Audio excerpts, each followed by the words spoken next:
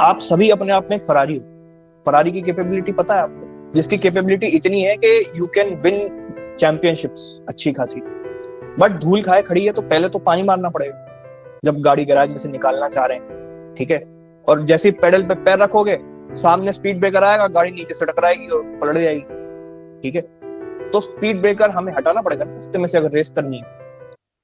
हम अपने ट्रैक पे भागने जा रहे हैं, रास्ते में स्पीड ब्रेकर आएगा तो हमारी स्पीड खत्म हो जाएगी, हम वैसे ही हार जाएंगे, हम फ्लैट निकाल ही नहीं पाएंगे। स्पीड ब्रेकर्स आइडेंटिफाई करके मेरी जिंदगी में से मेरा समय बर्बाद कौन करवा रहा है? अगर इतनी सी ईगो लेके मेरे सामने आना है कि अबे तू कौन होता है, तू ऐसे बात कर, तू भाई बाहर बैठ, मत आ, मत निकाल पेपर, तेरा नहीं निकलेगा, ठीक है। अगर इतनी सी ईगो लेके मुझसे बात करनी है, ठीक है। अगर मुझसे बात करनी है यहाँ सेशन में बैठे हो तो मेक श्योर दैट यू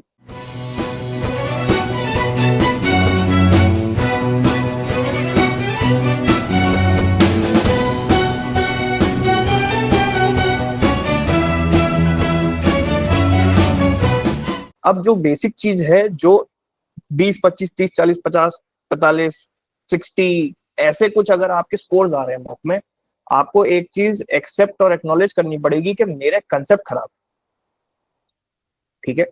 और कोई भाई मैं अभी डिस्क्लेमर दे दूं, कभी कभी मेरी टोन आपको ऐसी लग सकती है कि डांट रहा हूं मैं, बट शायद आपको उस जगह उसकी जरूरत पड़ेगी, तो कृपया मेरी बातों का बुरा ना माने। कृपया फेक आईडी बना के टेलीग्राम पे मुझे गाली ना दें इधर उधर ग्रुप में जाके, ठीक है। मैं आपको रियलिटी चेक दूंगा पॉइंट टू पॉइंट। अगर आपकी ईगो इतनी सी है तो प्लीज अभी मीट छोड़ दो भाई, मैं पहले ही बोल रहा हूँ। मैं मेरे से रिफंड ले लेना 250 रुपए का, समोसा खाना उसका, ठीक है। पिज्जा मेनिया डोमिनोज में मार्गरीटा भी आ जाएगा डबल वाला, ठीक है, 250 में। तो अगर इतनी सी ईगो लेके मेरे सामने आना है कि अबे तू कौन होता है, तू ऐसे बात कर, तू भाई बाहर बैठ, मत आ, मत निकाल पेपर, तेरा नहीं निकलेगा, ठीक है। अगर इतनी सी ईगो लेके मुझसे बात करनी है, ठीक है।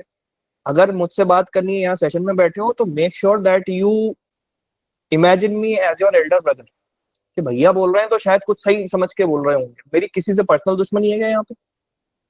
मैं किसी को पहले से जानता हूँ, इक्के दुक्को को जानता हूँ शायद, लेकिन आप पहली बार मिल रहे हो ना बहुत लोग आज शायद मुझसे मीटिंग में, ठीक है। तो ऐसी कुछ पर्सनल भी नहीं है, मैं तुम्हें 4 बात सुना के क्या कर लूंगा, लेकिन अगर तुम्हें वो बात दिल पे लग गई और तुमने उसको अच्छे से पॉजिटिव वे में ले लिया, क्या पता तुम कल एनएलएस आईयू में बैठे हो और वहां जाके बोलोगे कि उस टाइम वो चीज बुरी लगती थी लेकिन आज हमें ऑल वर्थ इट लग रहा है, ठीक है। तो आपको रिजल्ट चाहिए, हमें वही चाहिए, ठीक है। हमने आपसे लाखों रुपए भी नहीं मांगे आज इधर बैठने के, हमको आपसे रिजल्ट चाहिए, आपको मुझसे इस पूरे 30 दिन में रिजल्ट ही चाहिए कि आप कुछ भी करके हमारा मॉक के नंबर बढ़वा दो, वही करेंगे, ठीक है। तो वो चीज है, मैंने आपको पहले डिस्क्लेमर दे दिया भाई, बुरा लगे तो लगता रहे, ठीक है। मैं तो सीधी बात बोलूं, मैं शुगर कोटिंग करने में भरोसा नहीं रखता। अब बात यह है कि आपको एक चीज एक्सेप्ट करनी पड़ेगी कि my concepts are somewhere going काफी ज्यादा गलत, ठीक। इसका क्या होगा, ये हमें कैसे पता लगेगा? आप लोगों ने आज तक कितने मॉक्स दिए हैं? एक एवरेज चैट बॉक्स में लिख के बताओ कि हाउ मेनी मॉक्स आपने क्लैट के आज तक दिए। 15 20, मैं एक 20 का एवरेज मान रहा हूँ, अराउंड 20 मॉक्स सबने दिए हुए हैं, उसके नीचे 15 मान लेते हैं, चलो 20 थोड़ा ज्यादा ओवर एम्बिशियस हो गया, 15 मॉक्स सबने दिए हुए, ठीक है। तो सबसे पहला तो हार्ड कॉपी में प्रिंट आउट निकालना है, हार्ड कॉपी ही स्टडी करो जितनी पॉसिबल हो पाए, जहां से जो मिल पा रहा है हार्ड कॉपी में ही निकाल निकाल के स्टडी करो, वहां पे अपना प्रिंटिंग कॉस्ट मत बचाओ, क्योंकि मैं यहाँ पर साइकोलॉजी बता रहा हूँ आपको कि आपकी आंखों को you need to make an habit of reading from paper. Hard copies की आदत डलनी चाहिए क्योंकि वो पेपर भी उस दिन हार्ड कॉपी आएगा। दूसरी इंपॉर्टेंट बात कि कभी भी मॉक 2 से 4 के अलावा किसी टाइम स्लॉट पे नहीं देना, 2 to 4 दिन के, ठीक है। क्योंकि आपको ये भी आदत होनी चाहिए कि अगर मुझे पोस्ट लंच ड्राउजीनेस हो रही है तो उसके बीच में मैं मॉक कैसे दूंगा? उस दिन भी होगी, आज भी हो रही होगी। नींद आती है मॉक देते में किसको? आती है, हाँ हाँ बिल्कुल। आलू के पराठे खा के दोगे तो आएगी, छोले भटूरे खा के दोगे तो आएगी, लस्सी वस्सी पी के बाटी खा के इतना हैवी हैवी खा रहे हो तो तुम्हें नींद कैसे नहीं आएगी, ठीक है। तो इसके लिए तो मैंने डेडिकेटेड वीडियोस बनाए हुए हैं, आपको यूट्यूब पे मिल ही जाएंगे मेरे। How to attempt a mock, 2 घंटे कैसे अटेम्प्ट करना है, उससे पहले क्या करना है, उसके बाद क्या करना है, 3 सेपरेट वीडियोस हैं। मैं आज ही इस सेशन के बाद आपको तीनों भेज दूंगा और आपका कल का टारगेट वही है कि आपको ये सारे वीडियोस देख के रखने, ठीक। इसके अलावा भी और टारगेट दूंगा, मतलब ऐसे 3 वीडियो नहीं देखने बस, और टारगेट देता रहूंगा। बट बहुत सारे सॉल्यूशंस आपको क्या पता जीके इन्फिनिटी के यूट्यूब चैनल पर डले हुए हैं और शायद आपने देखे ही नहीं आज तक, सीरियसली।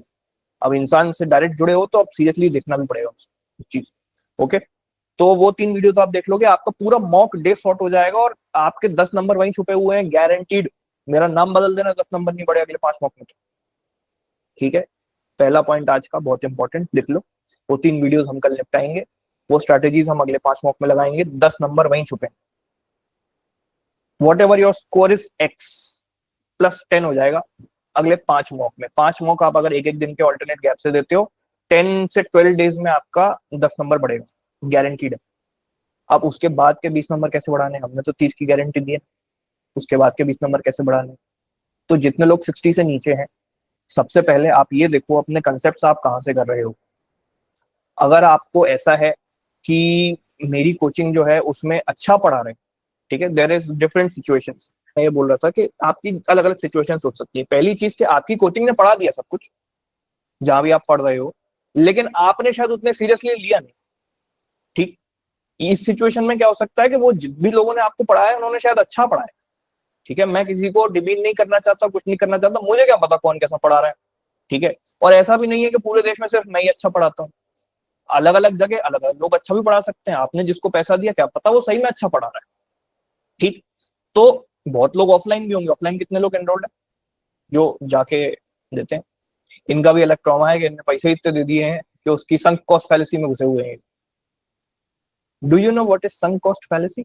जल्दी से गूगल करना फोन उठा के, इकोनॉमिक्स का कंसेप्ट है। इसका मतलब ये है कि आपने कहीं एक जगह हैवी इन्वेस्टमेंट दे दिया, अब आप भले ही उससे कोई रिटर्न ना आ रहा हो लेकिन उसमें टाइम जरूर इन्वेस्ट करते रहोगे, ये सोचते हुए कि मेरा पैसा बर्बाद ना जाए, क्योंकि मैंने पैसा दे दिया है यार, उसका वसूल करना पड़ेगा यार मुझे। अब वो भले ही आपको गोबर पड़ा रहा है उठा के 1.5 लाख रुपए, ठीक है। तो संक कॉस्ट फैलेसी इसको बोलते हैं। अरे सर वो पापा ने क्या है कि 15,000 रुपए वहां लगा दिए थे, तो अब मम्मी पापा क्या है मुझे टॉन्ट मारते हैं कि इतना पैसा अब और नहीं दे सकते, 250 रुपए में तुम्हारी एचटीसी होगी। ठीक है, तो अब बात ये है कि इसी को संक कॉस्ट फैलेसी बोलते हैं। ये आप भी अप्लाई कर सकते हो, आप भी अप्लाई कर रहे होगे क्या पता, या आपके पेरेंट्स भी अप्लाई कर रहे हो कहीं ना कहीं, क्या पता। ठीक है, तो अब आप हाथ नीचे कर सकते हैं जो जो ऑफलाइन वाले थे। अब अगर आपके ऑफलाइन में 2 सिचुएशन हो सकती हैं, या तो वो अच्छा पढ़ा रहे हैं या तो बुरा पढ़ा रहे हैं। अच्छा पढ़ा रहे हैं तो आपने क्या वो सारी चीजें यूटिलाइज करी?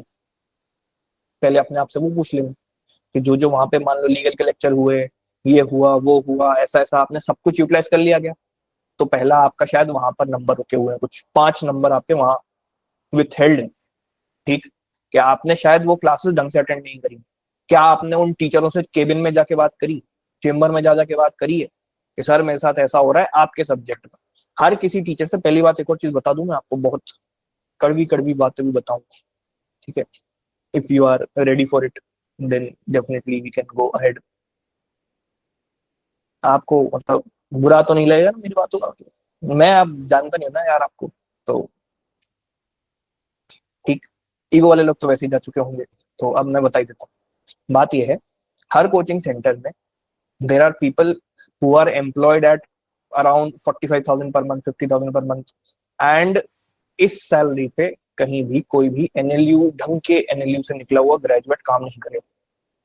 ठीक है, या तो आपको थोड़े से Tier 3 एनएलयूज वाले लोग मिलेंगे किसी कोचिंग में एम्प्लॉयड, या तो आपको नॉन एनएलयू वाले नॉर्मल लॉ करे हुए लोग मिलेंगे किसी कोचिंग में एम्प्लॉयड, जिन्होंने शायद क्लैट का पेपर दिया ही नहीं कभी, या फिर जिन्होंने दिया तो उनका पेपर ही नहीं निकला। ठीक है, मैं यहाँ पर एनएलयू और नॉन एनएलयू में जो भेदभाव नहीं बनाना चाह रहा हूं, मैं सिर्फ ये माइंडसेट की बात कर रहा हूं कि जिसका पेपर निकल जाता है वो उस कॉलेज के उस एक्सपोजर में पड़ा हुआ है और उसको उस लेवल की चीजें पता है। ठीक है, अब लोग अपने अपने फेलियर को जस्टिफाई करा रहे हैं, हमारा इसलिए नहीं निकला उसलिए नहीं निकला। बात ये है कि तेरा निकला कि नहीं निकला, सीधे वो बता। जब तेरा नहीं निकला तो तू हमें कैसे टिप्स दे रहा है? सिंपल बात। ठीक है, एक तो क्लैट की कोचिंग करवाता है भाई, तुमने नाम सुनाओ नहीं सुनाओ मैं बताऊंगा नहीं, बट उसका जो फाउंडर है उसका खुद क्लैट 4 बार में नहीं निकला, वो उसने 3 ड्रॉप लिए थे, वो क्लैट के बच्चों को मेंटर कर रहा है। तो ठीक है, तुम शायद अच्छा भी कर रहे होगे, बट आपके खुद के सीवी में क्या है, आपने खुद क्या किया? ठीक, तो ऐसे लोगों की टिप्स आप सुनो, लेकिन सीरियसनेस आपको बस फ्लक्चुएट करनी पड़ेगी कि कितनी सीरियसनेस से इनको भाव देना है। हम यहाँ आ रहे हैं कि व्हाट इज द सोल्यूशन। तो आपको हर किसी टीचर की बात को इतना सीरियसली भी लेने की जरूरत नहीं। You need to make a list. सबसे पहले एक और चीज लिख लो, you need to make a list of the mentors in your life. जिस जिसको आप लुकअप टू करते हो, जिस जिसकी आप बात सुनते हो, ठीक है। बहुत लोग होंगे आपके कांटेक्ट में, कोई भैया है, कोई दीदी है जो किसी एनएलयू में बैठे हैं, ठीक है। कोई टीचर है जो हमारे कोचिंग में पढ़ाते हैं, कोई एक स्कूल में क्या पता कोई ऐसे टीचर हो जो शायद लॉ कर लिए हो या जो भी जैसा भी, ठीक है। तो आपको पहले लिस्ट बनानी, how many mentors do I have. 10-15 निकलेगा, उससे ज्यादा तो भाई मेंटर बना रहे हो, जिला बना रहे हो भाई, उससे ज्यादा मेंटर ही मेंटर खेलते जाओ। Too many cooks spoil the soup वाली कहावत सुनी होगी आपने, सुनिए। तो मुश्किल से 10 रखने। अब आपके 10 मेंटर हो गए, इसमें आपको अब क्या है, एक कोर टीम बनानी है अपनी। तो ये 10 मेंटर आपने लिस्ट बना ली, 10 से नीचे भी हो सकता है, उससे ज्यादा नहीं होना चाहिए। आपने 10 मेंटर्स शॉर्टलिस्ट कर ली अपनी लाइफ में कि these are the people I look up to. अब इसमें से आपको कोर टीम आपने बना ली, कोर टीम का लीडर होना चाहिए। This is my core mentor number 1, कि इसकी बात को मैं पूरी क्लैट की अगली 4-5 महीने की प्रिपरेशन में सबसे ज्यादा प्रायोरिटी दूंगा। नंबर 1 होना चाहिए। कुछ लोगों के लिए वो मैं भी हो सकता हूँ, कुछ लोगों के लिए आपके अब जिंदगी में जो मुझसे बेटर कोई इंसान है आप उसको बना सकते हैं, ठीक है। आपको मैं कोई सेल्फ ऑब्सेस्ड इंसान नहीं हूँ, लगे कि मैं अच्छा बता रहा हूँ अगले 30 दिन आप मुझे भी वो नंबर 1 पे रख सकते हो, नहीं रखो, मेरी जिंदगी में कोई दिक्कत नहीं हो रही, आपकी मर्जी, ठीक। अब बात यह है कि नंबर 1 पे आपको एक इंसान को रखना है जिसकी बात आपके लिए पत्थर की लकीर है। पत्थर की लकीर सब समझते हैं कि नॉन नेगोशिएबल, इसने बोल दिया तो करके ही रहना है, इसके नीचे बाकी सबकी टिप्स खत्म। जितने भी 3-4 लोग इसके नीचे हैं उन सबसे ऊपर है ये इंसान मेरे लिए, ठीक है। वो आपके क्या पैरामीटर लगेंगे कि उसने कितने पेपर निकाले, वो कौन से कॉलेज से निकला, वो क्या ग्रेजुएट है या उसकी गलती से निकल गई, ठीक है। क्या रैंक आई थी उसकी, वो भी पूछ लेना एक बार। एनएलएस भी चले जाते हैं वरना बहुत लोग, ठीक है, मेरे से भी खराब खराब रैंक वाले। तो आप वो भी पूछ लेना भाई तुमने क्लैट में सही में पढ़ाई करी है ऐसे ही चले गए हो, ठीक। तो वो भी पूछ लेना थोड़ा, क्लियर। अब इमेजिन करो कोई 4000 रैंक पर टीयर 3 कॉलेज, टीयर 2 कॉलेज बैठा है, ठीक है, 4000 रैंक आई उसकी, उसने क्या पढ़ाई करी। तुम्हारी लोग, तुम लोगों की ज्यादा आ गई होगी पिछली बार उससे अच्छी, आधे लोगों की, अगर किसने पेपर दिया होगा। बट क्या पता तुम अपनी सर्कमस्टेंसेज और एक सर्टिफिकेट की वजह से शायद पीछे रह गए, तो वो बात भी है, क्लियर। तो आपको ये भी देखना है, सामने वाले से रैंक पूछ लेना उसकी, तुम्हारी आई कितनी, तुमने मेहनत कितनी करी, ठीक है। 4000 वाले से थोड़ी टिप्स लेंगे यार कि तेरी 4000 रैंक आई है तो हम तुम क्या बताओगे कि लॉ ऑफ टॉट्स क्या होता है, हम बता दें तुम्हें, ठीक। तो ये बात होती है। अब ये हो गया, आपकी कोर टीम ऑफ मेंटर्स तैयार हो गई। इसमें जो एक चीफ मेंटर है, उसके अलावा आप जो 9 लोग बचेंगे या 7-8 जो भी बचेंगे, इसमें आपको क्या करना है, इसमें आपको ये इंश्योर करना है कि मैं अगर किसी 3-4 सब्जेक्ट्स में वीक हूं, जो आपने अभी मुझे व्हाट्सएप पे लिख के दिया था दिन भर कि these are my weak subjects, इसके लिए क्या आपके पास एक स्पेसिफिक इंसान है कहीं।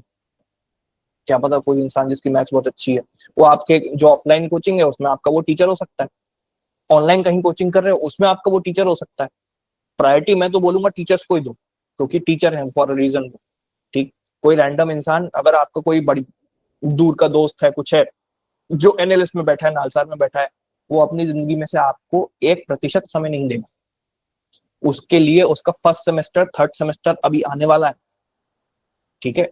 आप क्या कंट्रीब्यूशन दे रहे हो उसकी लाइफ में जो आपको वो रिटर्न में इतना समय देगा, नहीं देगा बिल्कुल भी। अब आप उसको ये थोड़ी बोल सकते हो भाई ये क्वेश्चन सॉल्व करके भेज दो, क्यों करेगा वो, ठीक है। एक दिन हेल्प करेगा, 2 दिन हेल्प करेगा, तीसरे दिन आपको डीपी हटी मिलेगी, सिंगल टिक आ जाएगा व्हाट्सएप, समझ जाना क्या हो गया, ठीक। तो ये बात है, आपको लोग ऐसे ढूंढने जो कि शायद आपके लिए अवेलेबल हो, उस हिसाब से भी विल चूज आवर मेंटर्स, समझे। बात समझ में आ रही है सबको अभी तक जितनी बताई गई, थम्स अप करके बता सकते हैं वैसे, आ रही। कुछ लोग ऐसा थम्स अप कर रहे हैं, ठेंगा समझ में आ रहा है, कुछ नहीं आया तो बताया, ऐसा ठेंगा नहीं दिखा, थम्स अप ऐसा वाला भी दिखा सकते, this is the positive one, ठीक। अब नेक्स्ट क्या है, आगे क्या चल रहे हैं, मेंटर सिलेक्ट कर लिए, सब कर लिए। अब आपको एक बनानी है पूरी transparent list of the issues with your preparation, ठीक है। लिस्ट नंबर 1 बन गई मेंटर्स की, लिस्ट नंबर 2 बन गई इश्यूज विथ माय प्रिपरेशन, कि मेरी जिंदगी में दिक्कतें आ कहाँ रही हैं। मेरे मम्मी पापा लड़ते रहते हैं, मेरा भाई पढ़ने नहीं देता, मेरी बहन पढ़ने नहीं देती, मुझे लाइब्रेरी नहीं जाने दे रहा है, मेरा नेट खराब है, मेरा मोबाइल डेटा उड़ जाता है, कुछ भी हो सकता है। मुझे ये छेड़ देता है रास्ता चलते हैं, मैं उसकी वजह से डिस्ट्रैक्टेड हूँ, मेरी बंदी समय नहीं दे रही, जब दे रही है तो दिमाग ही खराब कर रही। तो ये सारी चीजें आपको क्या करना है, पूरी लिस्ट बना लीजिए। ये सब क्या हो गए, आपके रोड ब्लॉक्स हो गए, जो रास्ते में आएंगे। आप एक फरारी लेके घूम रहे हो, इमेजिन करो, ये फरारी आपकी जो है धूल खाए खड़ी है। अगर 50 नंबर आ रहे हैं आपके मॉक्स में, आप सभी अपने आप में एक फरारी हो। फरारी की कैपेबिलिटी पता है आपको? रेड कलर की आप सब फरारी हो, रेसिंग कार, जिसकी कैपेबिलिटी इतनी है कि यू कैन विन चैंपियनशिप्स अच्छी खासी। बट धूल खाए खड़ी है तो पहले तो पानी मारना पड़ेगा जब गाड़ी गैराज में से निकालना चाह रहे हैं, ठीक है। और जैसे ही पेडल पे पैर रखोगे, सामने स्पीड ब्रेकर आएगा, गाड़ी नीचे से टकराएगी और पलट जाएगी, ठीक है। तो स्पीड ब्रेकर हमें हटाना पड़ेगा ना रास्ते में से, अगर रेस करनी है। हम अपने ट्रैक पे भागने जा रहे हैं, रास्ते में स्पीड ब्रेकर आएगा तो हमारी स्पीड खत्म हो जाएगी, हम वैसे ही हार जाएंगे, हम फ्लैट निकाल ही नहीं पाएंगे। स्पीड ब्रेकर्स आइडेंटिफाई करते हैं। मेरी जिंदगी में से मेरा समय बर्बाद कौन करवा रहा है? रोड ब्लॉक क्या है? मैं किस वजह से नंबर नहीं ला पा रही हूँ, एनीथिंग, ठीक है। ये सारी लिस्ट बनाओ, एक लिस्ट बन गई। अगली लिस्ट बनेगी एग्जैक्ट सेम नंबर पर, मान लो आपने 50, 50 तो ज्यादा हो गई, इतनी तो जिंदगी में दिक्कत नहीं होगी, हो भी सकती है भाई। तो चलो मान लो 50 दिक्कतें आ गई आपकी जिंदगी में, 50 आपने प्रॉब्लम्स आइडेंटिफाई कर ली। अब आपको अगली लिस्ट बनानी है 50 सॉल्यूशंस। इसका प्रोबेबल सॉल्यूशन क्या है? ये सॉल्यूशन, 50 प्रॉब्लम अगर आपने निकाली है ना, तो इसमें से 75% प्रॉब्लम्स, इसका सॉल्यूशन आप ही के पास है, ठीक।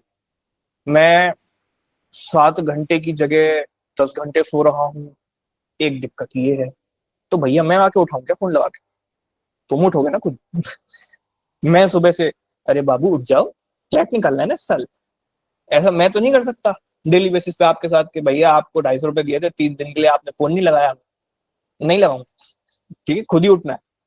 नहीं उठ पा रहे हो, अलार्म क्लॉक खरीद लो, क्योंकि फोन का तो आपको पता है कि फोन के अलार्म से उठ रहे होते तो आज हमारी जिंदगी कहाँ होती, है ना। अलार्म क्लॉक खरीद लो अगर ऐसा कुछ, ठीक। तो एक काम ये है कि आपको सॉल्यूशंस खुद निकालने हैं हर प्रॉब्लम के, कि मैं खाने में, क्या पता आप जाओ अपने टाइम को नोट डाउन करना चालू करो, क्या पता आप 4 घंटे खाना खा रहे हो दिन, जबकि आपको आधा आधा घंटा इंटू 4 मील्स 2 आवर्स लगेंगे बस। ये मैक्सिमम टाइम है for you to allocate to your food. नाश्ते में आधा घंटा, खाने में आधा घंटा ना, फिर शाम की चाय में आधा घंटा, रात के डिनर में आधा घंटा, हो गए 2 घंटे। इससे ज्यादा ले रहे हो? क्या पता ले रहे हो, ठीक है। तो ये देख लो कि हमें मैक्सिमम 2 आवर्स रखना है, इसमें से और कट ऑफ कर सकते हो तो बहुत बढ़िया। मैं अपनी प्रिपरेशन का बताता हूँ। मैं जब फ्लैट की तैयारी कर रहा था 12th के साथ, मैंने ड्रॉप ईयर नहीं था, मेरा 12th के साथ निकला, तो मैंने जब तैयारी करी थी तो मैं टाइमर लगा के रखता था कि 20 मिनट से 1 मिनट ज्यादा नहीं बैठना खाना खाने। 20 मिनट के अंदर मैंने आखिरी के 6 महीने मील्स खाई हैं अपनी, 20 एज इन पर मील 20 मिनट्स, ठीक है। तो ये क्या सक्सेसफुल हुआ फिर? हाँ, पेपर निकला। आप भी लगा सकते हैं, 20 तो नहीं, आपको 10 मिनट और दे दिए, आराम से बैठ के खाओ। ऐसा कोई खाना नहीं है भाई जो तुम 30 मिनट में ना खा पाओ। अब बिल्कुल हफ्सियों जैसे खाओ तो भाई अब वो अलग बात है कि अभी तो सर पराठे ही कहाँ खत्म हुए हमारे, अभी तो 10 ही पराठे हुए हैं बस सर, हम तो 16 खाते हैं एक बार में बैठ के। भाई वही करो फिर, चैंपियनशिप होती है बहुत दिल्ली हरियाणा में, कि जो 10 मिनट में पूरा पराठा खा जाएगा उसको 20,000 रुपए का नगद देना। ऐसे कमाओ तुम जा जाके, जहां जहां जिस दुकान वाला ऑफर निकाल रहा है वहां ऑल्टरनेट करियर क्यों कर रहे हो फ्लैट, ठीक है। जा जाके खाना खाओ तुम, ये सब नहीं कर, 30-30 मिनट में अपन को खाना निपटाना है। ऐसे कर करके तुम क्या कर सकते हो, एक चीज और बताता हूँ मैं, if you can by that thing, 150-200 रुपए की आती है एक, अमेजोन या फ्लिपकार्ट पर ढूंढना, किचन टाइमर करके आता है, ये ऐसा कुछ दिखता है, वो छोटा सा दिख रहा है। इसमें क्या है, आप स्टॉप वॉच भी चला सकते हो, टाइमर भी लगा सकते हो। ये क्या होगा, इससे आप अपना डेली बेसिस पे पढ़ाई कितनी देर करी, हम नहाने कितनी देर गए, हर चीज का टाइमर लगाओ, हर चीज मेजर करना चालू करो। किचन टाइमर नाम है, ऐसा दिखता है, देख लो, ये 3 ब्लू बटन वाला दिख रहा है सबको, ऐसा देख लेना, जो भी मिल जाए आपको सस्ते से सस्ता। आईपैड है उसमें लगा लूं, आईपैड में टाइमर से ज्यादा डिस्ट्रैक्शन, इसलिए मैं एक डेडिकेटेड ये चीज की बात कर रहा हूँ। मैंने खुद खरीदा हुआ है भाई, मेरे पास कौन से डिवाइस की कमी है तुम सोचो, कुछ नहीं। लेकिन फिर भी वो एक ट्रेडिशनल 150-200 रुपए में कोई बुराई नहीं है। उससे क्या है, जब तुम इसको यूज करना चालू करोगे, लिख लो इसको भी अपने पॉइंटर में, कि एक किचन टाइमर हमको खरीदना है। किचन टाइमर क्या होता है कि वो जो बेकिंग वेकिंग करते हैं ना, उन लोगों के लिए रहता है। तो आप क्या करते हो कि फिर इसको जब आप टाइम नापना चालू करोगे, मैंने पढ़ाई इतनी देर करी, उतनी देर करी, मैं यहाँ इतनी देर बैठा, वहां पर मैंने बाहर चाय पीने में अपना 2 घंटा चला लिया, भला खराब कर लिया। You start consciously noting that, अच्छा मैं इतना समय बर्बाद कर रहा हूँ, अब शायद मुझे इससे कट ऑफ करना पड़ेगा। जो जो लोग ऑफलाइन कोचिंग जा रहे हैं उनकी जिंदगी में तो वैसे ही 2 घंटा एक्स्ट्रा टाइम वेस्ट है, ट्रैवल टाइम, दोस्तों के साथ कोचिंग के अंदर जाने से पहले का समय बर्बाद, उसके बाद बाहर निकलने के बाद टीचर्स की बुराई करके समय बर्बाद। अरे यार पता नहीं सर क्या पढ़ा रहे हैं यार, कुछ समझ में ही नहीं आ रहा है यार, ये तो जो भी पढ़ा है यार। ये आप अल्टीमेट मोड में घुस जाते हो हर कोचिंग की क्लास खत्म होने के बाद कि यार ये टीचर जो है ना ये शायद गलत पढ़ा रहा है, ये ऐसा मैंने पीवाईपी कर लगाया, आधा उसमें फोमो में समय चला जाता है कि अरे यार इसके तो मॉक में इतने नंबर आ रहे हैं, हमारे तो आनी। कुछ होंगे चार पांच आपकी कोचिंग में जो कि हर बार आपको हर मॉक में ऊपर दिखते होंगे रैंक लिस्ट में, जिनसे आप बात करने जाओ तो सीधे मुंह बात नहीं करते होंगे, आप उनसे जल जल के ही मरे जा रहे हो आधे।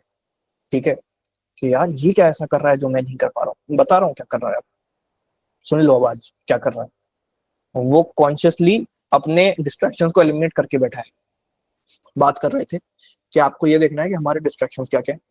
ये डिस्ट्रैक्शन में आपकी डेली लाइफ की चीजें हो सकती हैं, ये डिस्ट्रैक्शन में आपकी जिंदगी का कोई एक आपका महिला या पुरुष मित्र हो सकता है। ठीक, हमें एक सबसे बड़ी गलती हम ये करते हैं इस प्रिपरेशन के फेज में कि भैया ऐसा पेपर भी निकालना है जिसमें से 75,000 लोगों में से मैं ऑल इंडिया रैंक 1 आ जाऊं, लेकिन बीवी भी इसी टेन्योर में ढूंढनी है मुझे, पति भी यहीं ढूंढ के रहूंगी मैं अगले 6 महीने। ठीक है, तो भाई क्या समझ रखा है तुमने अपने आप को? क्या तुम्हें कॉलेज में जाके कोई अच्छा नहीं मिलेगा? पर्सनल एक्सपीरियंस से बता रहा हूँ, तीन तीन लोगों के एक्सपीरियंस से बताओ क्या एक्सपीरियंस है। कि आप एग्जाम्पल के लिए मान लो आज आप जिस भी कोचिंग जाते हो, कहीं भी जाते हो, स्कूल जाते हो, ठीक है, मम्मी पापा तो नहीं सुन रहे आपके, ईयरफोन लगा लो भाई, पहले ही बता रहा हूँ। ठीक, तो अब ये कक्षा प्रो रहने दो, कुछ भी बेटर नहीं है उनका। अब आगे बात करते हैं। तो आप एग्जाम्पल के लिए अभी आपका जो भी स्टेटस है, जहां भी हो आप, स्कूल में हो, कोचिंग में हो, वहां पे कैसा क्राउड मिल रहा है आपको? जनरल क्राउड मिल रहा है। जनरल मतलब रैंडम से लोग, कोई कहीं से उठ के आ गया, कोई कहीं से उठ के आ गया, कोई किस परवरिश से आ रहा है, कैसी अपब्रिंगिंग से आ रहा है, आपको नहीं पता।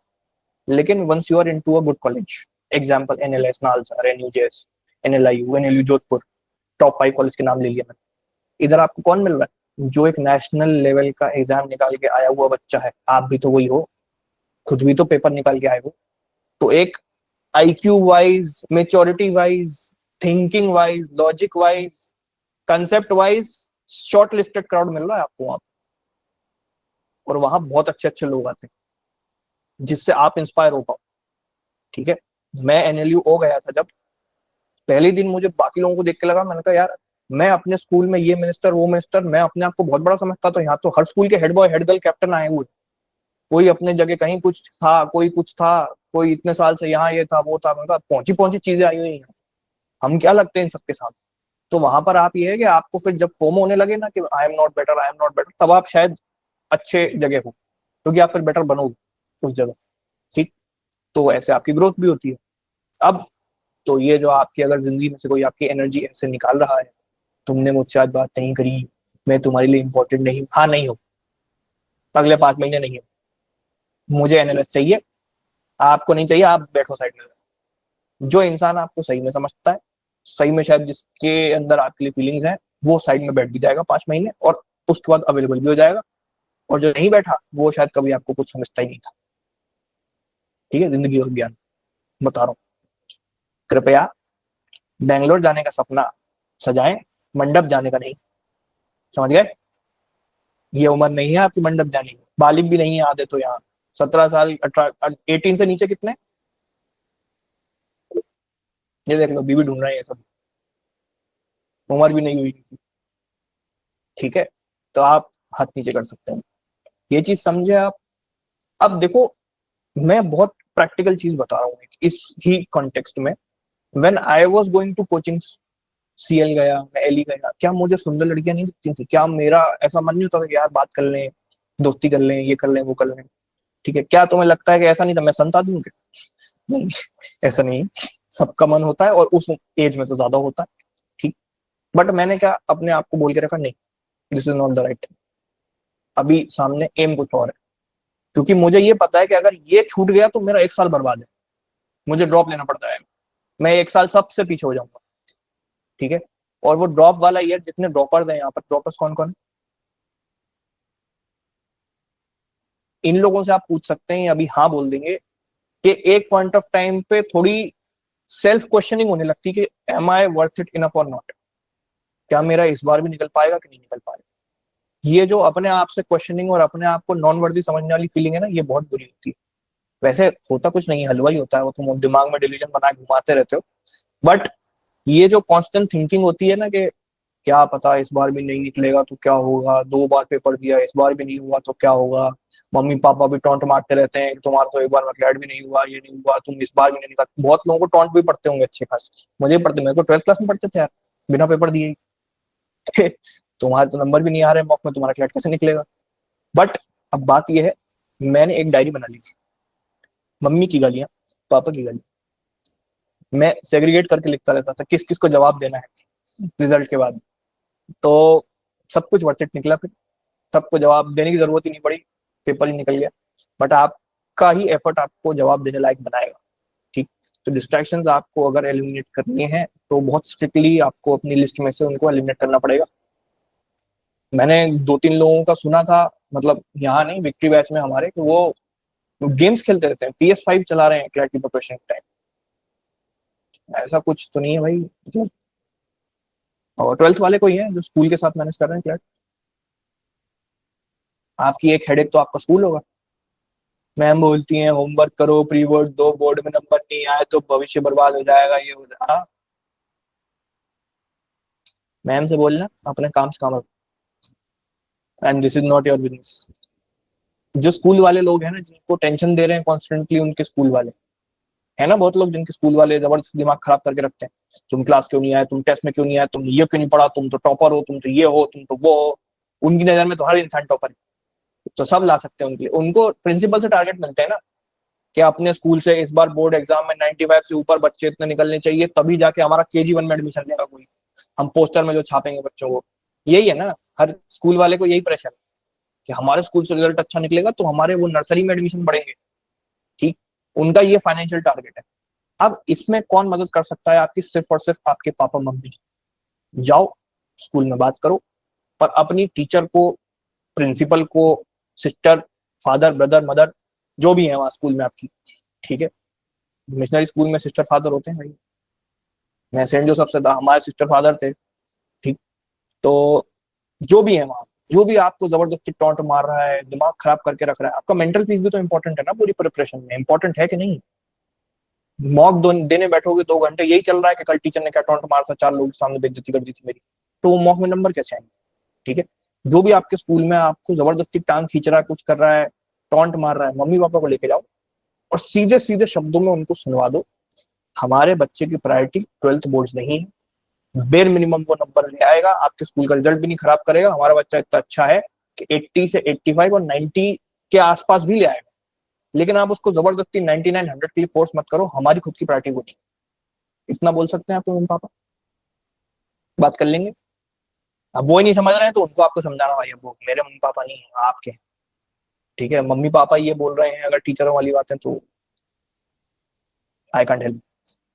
मम्मी पापा को तो अपनी टीम में रखना पड़ेगा ना यार, उनके बिना कुछ नहीं कर सकते आप फिलहाल, इतने इंडिपेंडेंट नहीं हो गए हो।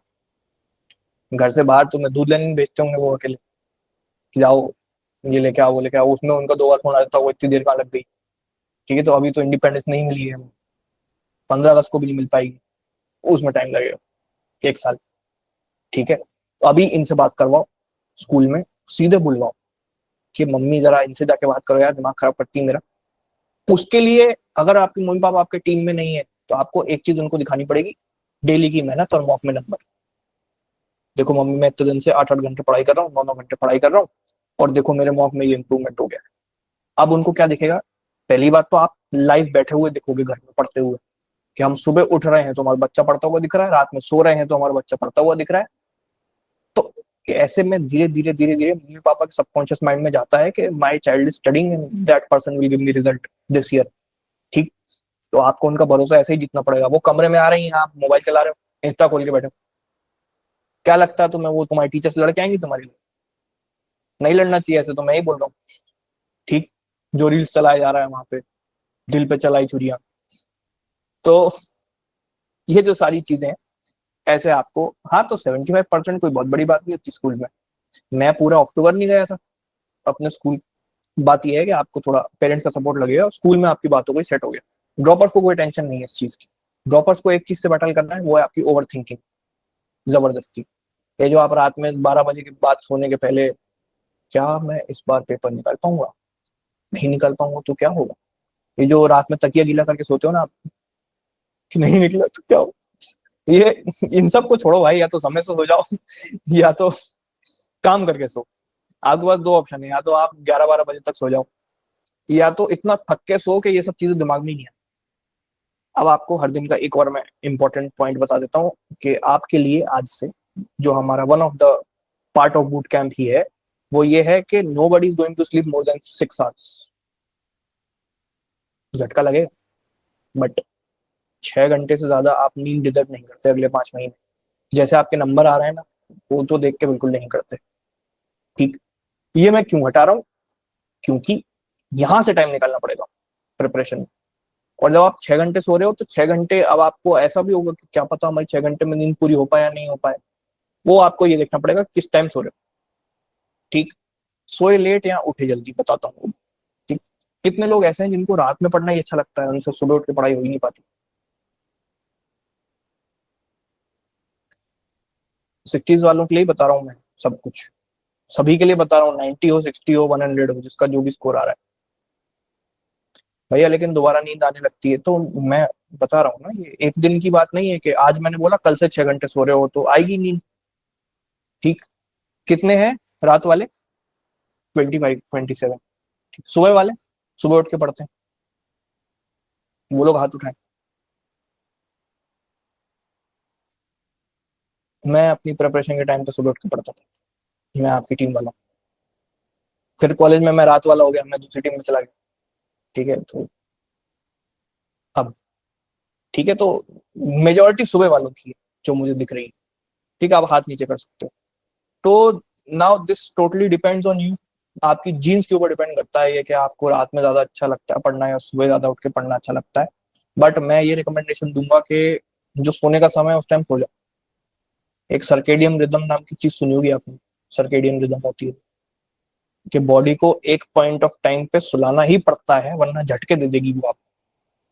ठीक, क्या आपने ये नोटिस किया है कि किसी दिन मान लो आप रात में 3 बजे सोए और सुबह आप 11-12 बजे उठे हो, तो टेक्निकली आप 9 घंटे सोए हो ना, ज्यादा सोए हो, लेकिन फिर भी आपको दिन भर आलस लगा, लगा लगा लगा, 9 घंटे सोने के बाद भी लगा। क्यों लगा, गलत टाइम सोए। ये एक्सपेरिमेंट और दूसरा वाला जो बताने जा रहा हूँ, ये बहुत कम लोगों ने किया हुआ एक्सपेरिमेंट। क्या आप कभी 10:30-11 बजे सोए और 5 बजे के आसपास उठ गए, लेकिन फिर भी दिन भर आपको नींद नहीं आई? थोड़ा बेटर लगा होगा। क्या डिफरेंस है, बायोलॉजी, समझे। जो सोने का समय, अगर उस टाइम सो जाओगे तो कम सो के भी ज्यादा चल जाओगे, लेकिन गलत समय सो गया। अब जैसे मैं, कभी कभी ऐसा होता है कि मैं काम करते करते कभी कभी सुबह 7 बजे सोता हूँ और मैं दिन के 3 बजे उठ गया कभी कभी। लेकिन फिर उसके बाद भी अगर मैं 3 बजे उठाऊं तो मुझे भी यूजलेस ही लगता है वो टाइम के, वो उसके बाद आलस ही आ रहा है, दिन भर नींद ही आ जा रही है, तो वापस मैं क्या पता 3 बजे उठ के शाम के 7 बजे फिर सो गए। तो कभी कभी एक बार होता है महीने में एक आध दिन कि स्लीपिंग डे ही मना लिया हमने आज। बट बात ये है कि आपको ये देखना है, अगर आप 6 घंटे ही मिल रहे हैं हमें सोने के लिए, मैक्सिमम मैं बोल देता हूँ चलो 7 घंटे सो जाना। ठीक, 7 आवर्स, उससे ज्यादा आपको लगता है कि आप मर जाओगे अगले 5 महीने में नहीं सोओगे तो? कोई मर रहा है 7 घंटे सो के अगले 5 महीने? नहीं, बिल्कुल नहीं। ठीक है, तो इतना तो हम कुर्बानी दे सकते हैं नींद की। भाई मैं कह रहा हूँ ना, आप पेपर निकालो एक बार, ड्रॉपर्स जितने भी हैं, कितने ड्रॉपर्स फिर से हाथ उठाना। अब जब पेपर हो जाएगा दिसंबर में, तुम्हारा क्लियर हो गया, रिजल्ट आ गया, इसके बाद तुम्हारे पास कितना महीना पड़ा है सोने के लिए, बताना जरा। 6-7 महीने सो, जितना सोना सो, तुम उठो ही मत, कुंभकर्ण बन जाओ। ठीक है, जिसका बोर्ड एग्जाम हो जाएगा मार्च में, अप्रैल मई जून सोते ही पड़ा रहो, एक एक दिन ऑल्टरनेट डे उठना, फिर आज सोए परसों उठे। ठीक है, तो सोने के लिए बहुत समय है अपने पास, ऐश करने वाला टाइम अपना अगले साल आएगा, इस साल नहीं। ठीक है, समझ में आ रही है अब बात, हाथ नीचे कर लो वापस। तो आपको नींद कट ऑफ करनी पड़ेगी, एक पॉइंट हो गया ये। अब जब नींद कट ऑफ कर ली तो अब अपने पास क्या है कि टाइम बच रहा है, समय तो मिल गया, उठ गए, अब क्या करें। भूत बन के बैठे रहें, दीवारें ताड़ते रहें। ठीक, तो सबसे पहले सबसे अच्छी चीज आलस भगाने के लिए वो है उठ के नहा लो। और एक और hard pill to swallow, but a cold shower beats everything. Geyser वीजर आयरन रॉड, गैस पे उबला हुआ पानी, सब अपनी जिंदगी में से जरा 5-6 महीने के लिए निकाल दो। अभी तो सही लगेगा, लेकिन जैसे जैसे सर्दियां आने लगेंगी आपको ये चीज टफ लगने लगेगी। ठीक है, इसको डिसिप्लिन बोलते हैं। आपको एक शॉक थेरेपी में डालना है बॉडी को सुबह सुबह उठते ही। तो आपने कभी ठंडे पानी से नहाया? किसी ने झंझनाइट 440 वोल्ट लगाए? वो आपकी बॉडी डिजर्व करती है अभी। उसी से आपको वो दिन की रिक्वायर्ड हेड स्टार्ट मिलेगी कि हिल गए पूरे, अब तो भाई लाओ क्या सॉल्व करना है सुबह से। ठीक, तो वो झंझनाहट आप डिजर्व करते हो। वरना आपने देखा है ना कि उठने के बाद ऐसा मन करता है, वो आपका जो बेड होता है मैग्नेटिक अट्रैक्शन आपको पीछे खींचता है कि वापस लेट जा भाई, क्यों उठ रहा है। ये चीज हमारी एलिमिनेट हो जाएगी। ठीक समझे? और ये मैंने प्रेमानंद महाराज से सीखा था कि उठते कैसे। उठते ऐसे हैं कि जैसे अलार्म सुनाई दिया सीधे रजाई फेंक दो, चादर फेंक दो। शौक देना अपने आप को, ऐसे उठते हैं तब तुरंत नींद खुलती है। ठीक, चादर ओढ़ के सोते हो, बिना चादर के भी सोते हैं भाई लोग, बिना बिना चादर के सोते हो, सीधे उठ के बैठ जाओ। सीधे बेड से बाहर निकलो सबसे पहले, that is your first priority. Bed से अगर आप बाहर निकल के खड़े हो गए, आपकी आधी जंग खत्म। और सीधे नींद कैसे खुल जाएगी? मुंह धो के आगे ठंडे पानी से, नींद खत्म। और आलस खत्म करना है, नींद और आलस दो अलग चीज होती है। नींद खत्म हो गई मुंह धो के, आलस खत्म हो गया नहा के। आप फिजिकली एंड स्पिरिचुअली बिल्कुल रेडी हो सुबह से पढ़ने के लिए।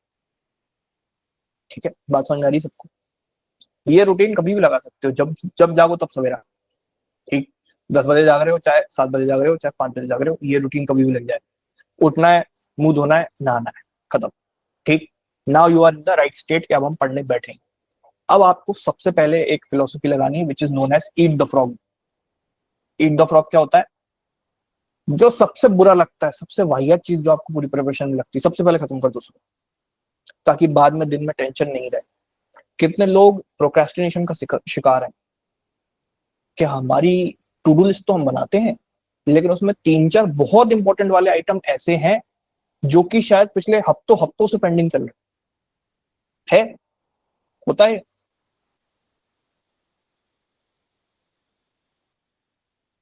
तो हाथ नीचे कर लो।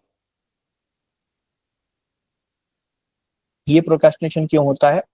क्योंकि आप अगर कोई एक रैंडम प्रोडक्टिव डे भी चला गया ना आपका, कि आज मैंने तो 4-5 घंटे पढ़ाई कर ली, 6 घंटे पढ़ाई कर ली, उसमें भी आपने वो जो चीज सबसे बेकार लग रही थी ना आपको, उसने आपने सबसे लास्ट में डाल दिया आपने, कि ये चीज तो मैं सबसे बाद में करूंगा। लास्ट तक जाते जाते एनर्जी नहीं बचती है दिन भर कि अब यार आज रहने देते हैं, कल कर लेते हैं। एग्जाम्पल बताता हूँ इसका। फॉर एग्जाम्पल, आपको लगता है कि मेरी जो सिंपल इंटरेस्ट कंपाउंड इंटरेस्ट है बहुत वीक है।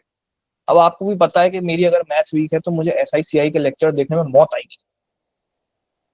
मेरा दिमाग का दही भल्ला बन जाएगा पूरा, निकल के बाहर अलग से, अगर मैं SICI का भी लेक्चर लगाने बैठ जाऊं, क्योंकि मेरी मैथ्स वैसी मुझे आधी आती है। ठीक, बट पढ़ना तो पड़ेगा, करना तो है ही, आज नहीं तो कल। क्लियर? तो क्या ये चीज अगर आपके पास अपनी टू डू लिस्ट में लिखी होगी तो क्या इसके प्रोक्रेस्टिनेट होने के चांसेस ज्यादा है? क्योंकि आपको ऐसा लग रहा है कि अरे टाइम लगेगा, इससे पहले जो अभी डोपामीन दे दे मुझे, वो वाला काम कर लेता हूँ, करंट अफेयर्स के नोट्स बना लेता हूँ, रिकॉर्डिंग निपटा लेता हूँ, ये कर लेता हूँ, व्हाट्सएप ग्रुप चेक कर लेता हूँ, इंस्टा चला लेता हूँ, यूट्यूब शॉर्ट्स पे चला जाता हूँ। कितने लोग तो हमारे बीच में से यूट्यूब शॉर्ट्स पे होंगे, 4-5 किलोमीटर डेली रन उनका रहता होगा, रील्स चलाते होंगे। कौन कौन इंस्टाग्राम पे है या स्नैपचैट पे है? हैंड रेस कर सकता है उसको। मुझे रिक्वेस्ट भेजने की बात नहीं कर रहा हूँ, मैं बोल रहा हूँ आईडी डिलीट करो आज ही, खत्म करना पड़ेगा ये। Delete basically deactivate. आपने ये जवानी है दीवानी देखी है? किस किस ने देखी है? उसमें वो किले पे बैठा हुआ शाम का सीन याद है, सनसेट वाला? जिंदगी में कितना भी ट्राई कर लो बनी, कुछ ना कुछ तो छूटेगा ही। याद आया? यही है बनी। छोड़ो कुछ चीजें, हर चीज तुम साथ में लेके नहीं चल सकते हो कि मैं सारे ट्रेंड्स भी फॉलो कर लूं, मैं सारा फोमो भी नहीं होने दूं अपने आप को, मैं बीवी भी इसी जिंदगी में इसी समय ढूंढ लूंगा, और मैं क्लैड भी अभी निकाल लूंगा। नहीं हो पाएगा, लिख लो, नहीं हो पाएगा। सिंपल। अपने आप को डिसअपियर करना पड़ेगा सब जगह से अगले 5 महीने के लिए, तब जाके आप दुनिया में डंका बजा पाओगे कि देख लो भाई निकाल लिया। तुम्हें प्रोबेबिलिटी कभी काउंट करी तुमने अपनी 75,000 में से तुम्हें कितनी रैंक आनी है? तुम्हें चाहिए बेसिकली 1,000 या 1,500 के अंदर अंदर टॉप 10 कॉलेजेस लेने के लिए। टॉप 10 की अगर मैं बात करूं, तो अगर उसमें से भी तुम्हें टॉप 5 चाहिए, टॉप 5 में तुम्हें रैंक चाहिए 700 के आसपास, 700 750 रैंक मान लो। 750 रैंक आउट ऑफ 75,000 एस्पिरेंट्स जो पेपर देंगे। कोई प्रोबेबिलिटी निकाल के बता सकता है मुझे चैट बॉक्स में? मैथ्स का धुरंधर, व्हाट इज योर प्रोबेबिलिटी? हाँ, मैं जनरल रैंक की बात कर रहा हूँ। मैं कभी भी कंपैरिजन में कैटेगरी रैंक बोलता ही नहीं, मैं हमेशा जनरल। देखो अब एक सिंपल चीज है, ठीक, 0.1 आपकी प्रोबेबिलिटी है, ये है वो आपकी 1 out of 10। Are you sure? 75,000, 75, 750 divide by 75,000 कितना हो गया ये? 1 आउट ऑफ 100 बेटा। 100 बच्चे रिजेक्ट होंगे तब जाके आप सिलेक्ट होंगे उस सीट पे। समझ रहे हो? ये है वो प्रोबेबिलिटी, 0.01 आपकी प्रोबेबिलिटी है टॉप 5 एनालिस्ट में जाने की। अब मेरी मैथ्स खराब तो नहीं है ना भाई? अगर खराब बोल रहा हूँ, गलत बोल रहा हूँ तो बता दो, सही करा दो। सही है ना? मैं मैथ्स इसलिए नहीं पढ़ाता, कहीं कुछ गलत निकल जाए, पता चला एक आध पॉइंट। तो अगर गलत कैलकुलेशन किया हो मैंने तो बता दो। सही किया है? 0.01 सही है? ठीक, इतनी तो आती है मतलब। हाँ। अब 0.01 आपके चांस है टॉप 5 एनालिस्ट में जाने के। आपको लग रहा है ये पूरे तबाह तहस नहस रूटीन से आ पाएगा?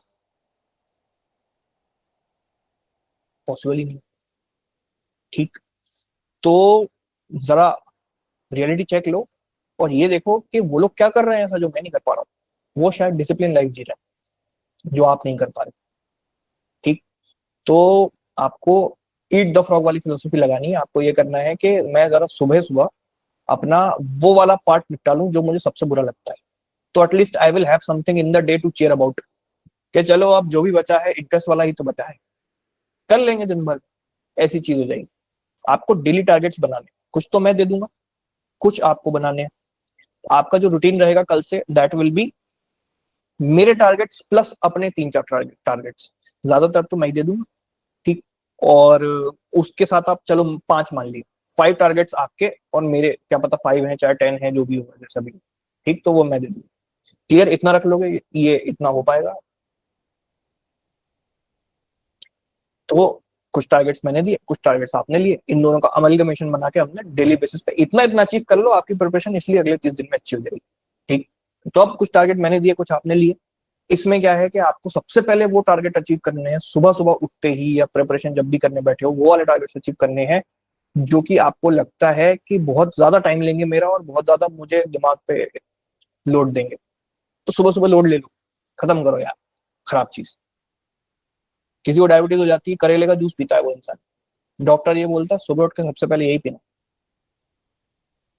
रात में सोने से पहले नहीं पिलाता है उसको वो। ठीक, तो करेले का जूस कैसा लगता है? मौसम्बी जैसा तो नहीं लगता, लगता तो बुरा ही है। मीठा भी नहीं कर सकते क्योंकि मीठा ही तो हो गया है हमको अंदर, डायबिटीज ही तो है। तो खतरनाक चीज उसको पीनी पड़ जाती है फिर, क्योंकि उसको अपने आप को सही करना है, डायबिटीज कम करनी है उसको, अपनी अपनी इंसुलिन बढ़ानी है। ठीक, तो आपको भी ऐसा करना पड़ेगा। अगर हमने कुछ पाप करे हैं पिछले 5 महीने में, तो उनका प्रायश्चित भी ऐसे ही होगा, खतरनाक चीजें पहले उठा के। ठीक, आपने सबसे पहले ये चीज उठा ली। अब उसके बाद आपको सबसे ज्यादा इंटरेस्टिंग वाली चीज उठानी।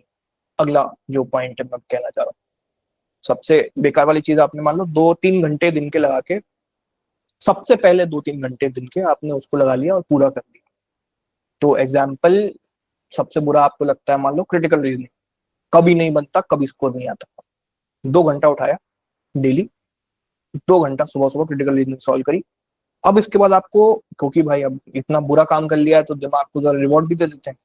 एक छोटा सा ब्रेक लिया आधे घंटे का, और आपको इसके बाद सबसे इंटरेस्टिंग वाली चीज उठानी है। एग्जाम्पल के लिए करंट अफेयर्स बहुत पसंद है मुझे नोट्स बनाना, मान लो तो वो बना ली। फिर हमने आधे घंटे का ब्रेक लिया। ऑल्सो आपको, आपने पोमोडोरो टेक्निक सुनी होगी, ठीक? 25 मिनट पढ़ो, 15 मिनट का ब्रेक, 5 मिनट का ब्रेक लो। ऐसा 30 घंटे के स्लॉट बन जाते हैं। इसमें मैं भरोसा नहीं रखता, मैं दूसरा टेक्निक बताता हूँ आपको। उसका नाम रखा है हमने पुकीडोरो टेक्निक। उस टेक्निक में क्या होता है, आपको एक स्ट्रेच में 90 मिनट्स पढ़ना है, 1.5 घंटा। ये सफिशिएंट लगता है मुझे, इंसान 1.5 घंटे में सब कुछ कर सकता है, बड़े से बड़ा काम। ठीक, कंसर्ट भी हो जाते हैं, रिवीजन भी हो जाता है, सब हो जाता है। 90 मिनट्स एक स्ट्रेच में पढ़ लो, फिर आधे घंटे का ब्रेक ले लो। मैं तो भाई, मुझे कोई 5 मिनट का ब्रेक लेने का बोले, मुझे पता ही नहीं लगते कहाँ गए 5 मिनट। जब तक यहाँ से वहां जाओ कमरे के बाहर, 5 मिनट खत्म लो। तो 5 मिनट का not sufficient according to me. 30 minutes is what we deserve.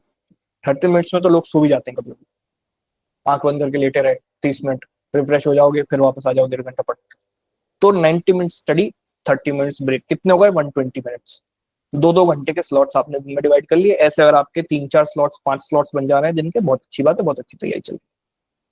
ठीक, दिस इज आर टारगेट, कि हम ये 1.5-1.5 घंटा बैठने की तो आदत डालें कम से कम। वहां तो 2 घंटा बैठना पड़ेगा ना सेंटर पे, वही आदत नहीं डल रही है तो फिर कैसे चलेगा काम? ठीक है, क्लियर है यहाँ तक? सबको समझ में आ रहा है? किसी को बोल तो नहीं लग रहा? लग रहा हो तो चले जाओ सूट छोड़ के, सही कोई दिक्कत नहीं। मेरा क्या जा रहा है? तो तुम छोड़ के चले जाओ, अगली हर साल पेपर होता है वो तो फ्लैट का, अगले साल दे देना। इस साल कोई जरूरत नहीं, जरा आप 75,000 में से लोगों की प्रोबेबिलिटी बढ़ा दो तुम छोड़ के। एक खुशखबरी आपको बताता हूँ मैं, कि इस बार बहुत सारे नए एस्पिरेंट्स भी क्लैट देना चाह रहे हैं। तो शायद ये 75,000 से नंबर बढ़ के 85 भी पहुंच जाए,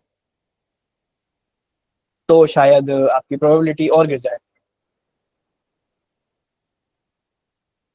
it is what it is. ठीक है, तो ऑल्सो किसी का मन एनएलयू दिल्ली जाने का है, कि हम एनएलयू दिल्ली ही प्राइमरली टारगेट कर रहे हैं, दिल्ली जाएंगे, निकलेंगे। कोई है fascination?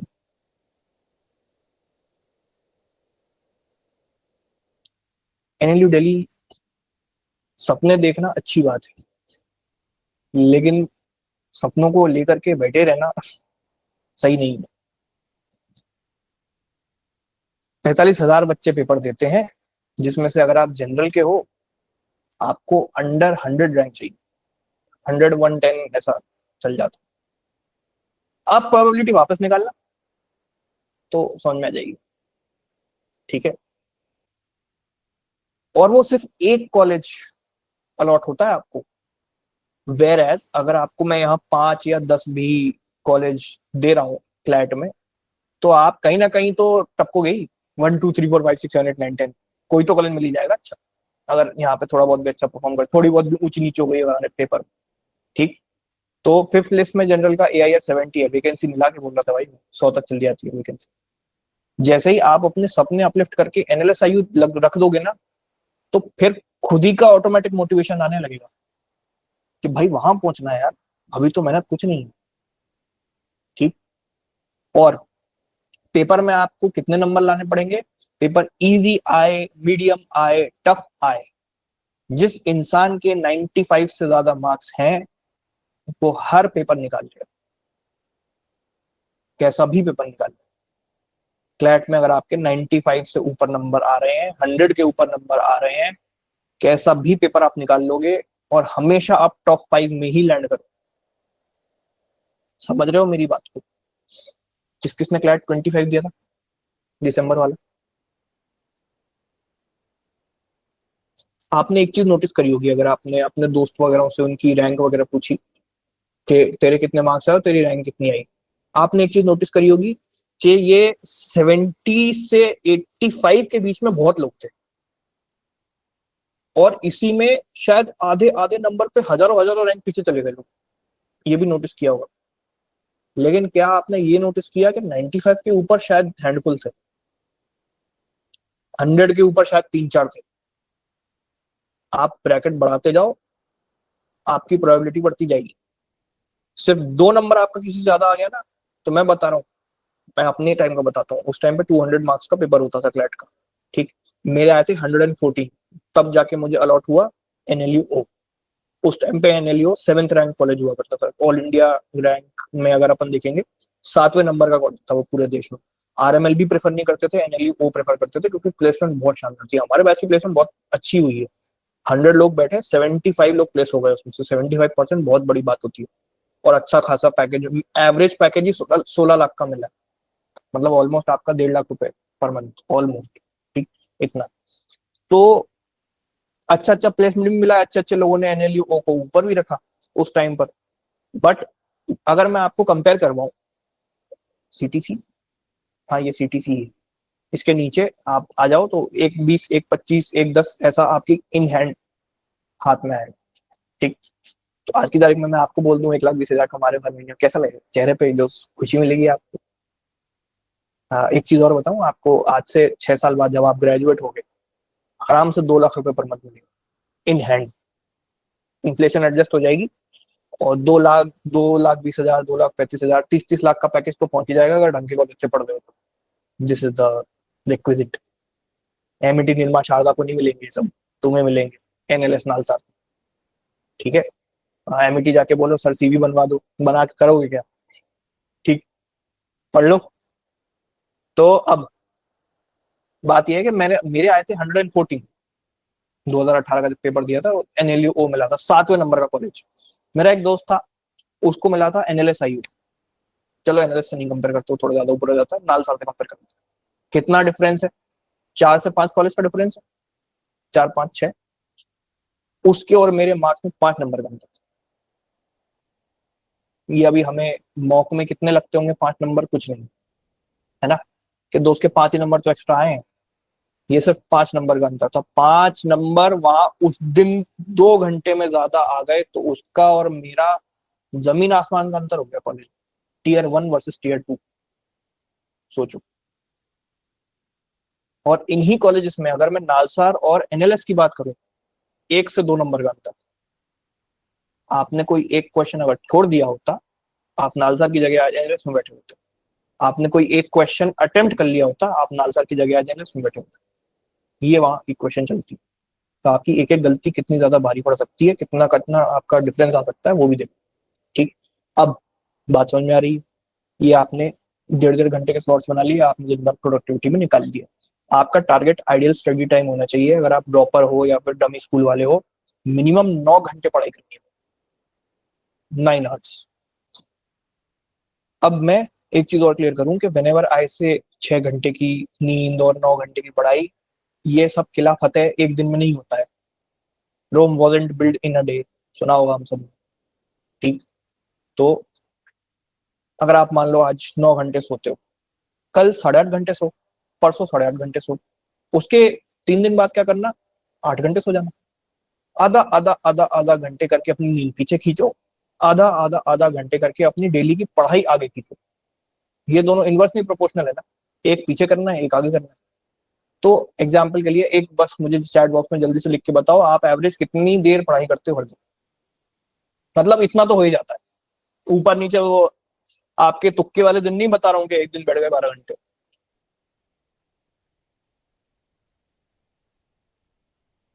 5-6, 5-6, 5-6, 5-6, 5 and 6 is the average. 6 मान लेता हूँ, ठीक। इतना तो सब जा रहे हैं। ओ भैया, और ये क्लास माइनस करके बताना है, कोचिंग का टाइम नहीं जुड़ेगा इसमें। अब बताओ वापस, 4 घंटे से कोचिंग में से मैराथन क्लास जोड़ के बता दी लो, हो गए 6 घंटे हमारे। आ गए सब 3-4 पे, 2-2 घंटे हटा दी क्लास अपनी।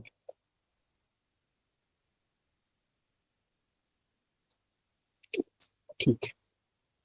एक गुड न्यूज आपके लिए ये है कि जो 9 घंटे मैंने बताया वो इंक्लूडिंग क्लास बताया, एक्सक्लूडिंग नहीं, वरना तो मर जाओ।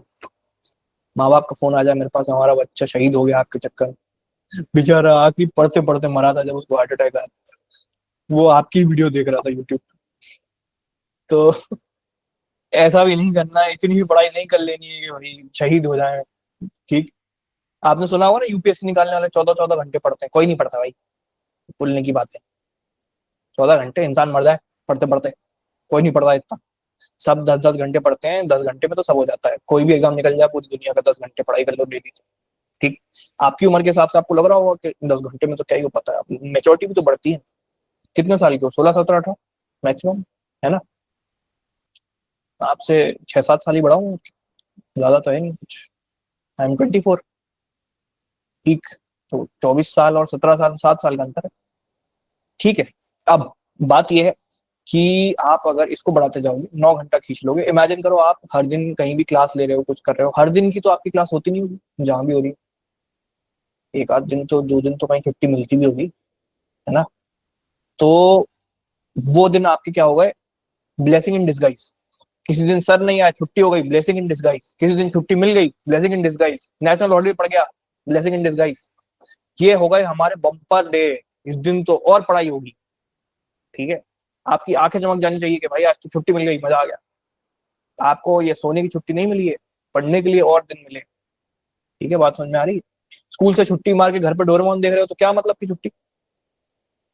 छुट्टी क्यों मारी थी जबरदस्ती, अपनी 75% क्यों गिरा ली वहां से? तो बात ये, अब क्या किया आपने कि आपने अपनी पढ़ाई को इंक्रीज करके 9 आवर्स कर दिया। 9 आवर्स में अगर आपकी 2 घंटे की क्लास है तो I am assuming you are sitting for self study for 7 hours. समझे? 7 को 1.5 से डिवाइड करो, कितना आता है?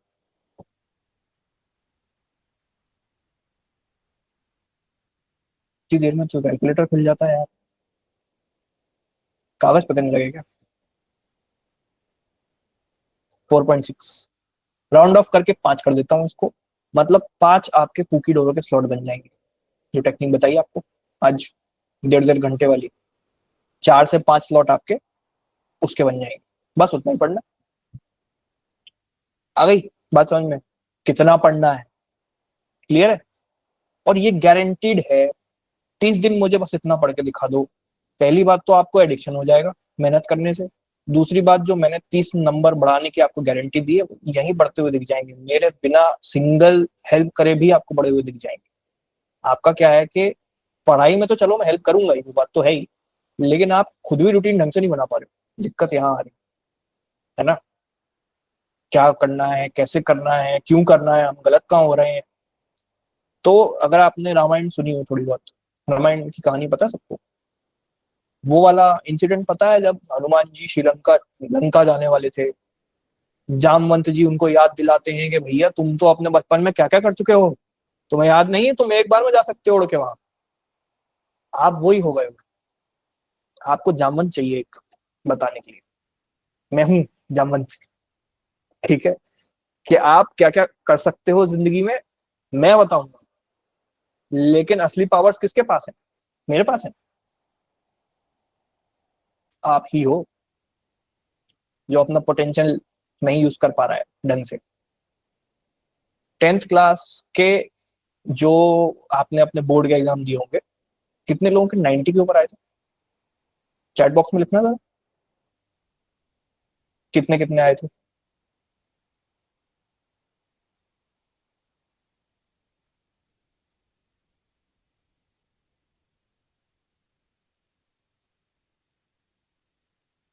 मेरे थे 94, 10th। मुझसे ज्यादा अच्छे लोग बैठे हैं जो मुझसे बेटर मार्क्स लेके आ चुके हैं। जब एक बार हम अपने पीक प्राइम एरा में इतना अच्छा स्कोर कर सकते हैं, तो क्या हमारा प्राइम वापस नहीं आ सकता? ऐसा तो नहीं है ना कि तुम्हारे हवाबाजी में निकल आए नंबर ये 97, 96, 95। पढ़ाई तो तुमने करी थी ना उस टाइम भी, 10th क्लास के जब बोर्ड चल रहे थे। तुम बैठे थे ना रात रात भर, सुबह सुबह उठ के, और सारे अपने आंसर शीट भरी थी, सारे पास ईयर पेपर निकाले थे, सारी हमने सारे क्वेश्चन छान मारे, सारे वीडियो देख डाले, तब जाके हम 10-10 घंटे बैठ के, हमारा सीधा एक टारगेट था और हम लेके आ गए 95, 90 लाए थे ना। तुम ही हो ना ये जो लाया है, वापस नहीं ला सकते, दिक्कत है। पैरालिसिस हो गया कुछ दिमाग में कि सर अब तो वो वर्जन तो रिटायर हो गया, कोहली जैसे होगी जल्दी। टेस्ट से संन्यास ले लिया सर उस वर्जन ने, वो मेहनत करने से संन्यास ले चुका है वो, अब नहीं हो पाती। बुढ़ा गए हो 1 साल में? नहीं, 1 साल 1.5 साल पहले की मेहनत है, if I am not wrong. 1-1.5 साल ही हुआ होगा मार्क्स देखने के बाद, जब बोर्ड का रिजल्ट आया आपका। क्या वापस नहीं आ सकता वो वर्जन? लाने को तो सब ला सकता है, बट आपके मन में क्या हुआ कि एक बार जो गाड़ी भगा लिया आपने, उसके बाद सोचा कि अब ऐश का समय आ चुका है, अब नहीं हो रही मेहनत, तो वो समय भी जा चुका है 11th वाला। 11th क्लास के नंबर कोई नहीं पूछता जिंदगी में आपसे, आज तक किसी ने पूछे भी नहीं होंगे कि तेरे 11th में कितने आए।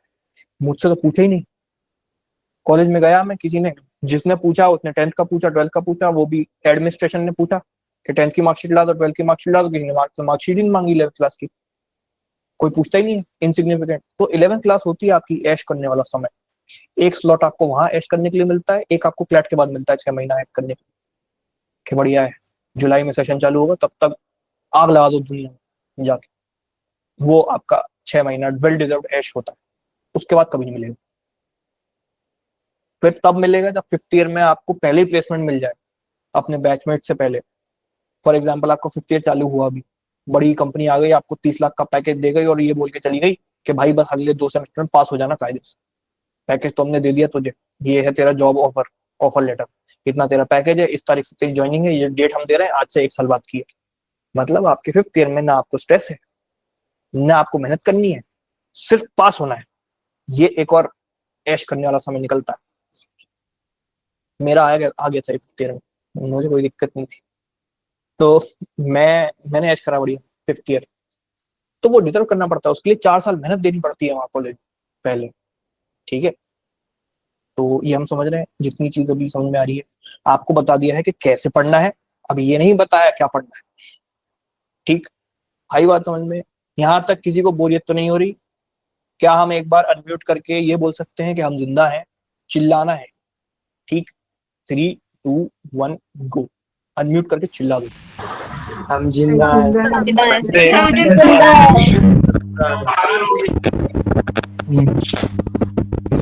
पागल हो गए, किसने बोला?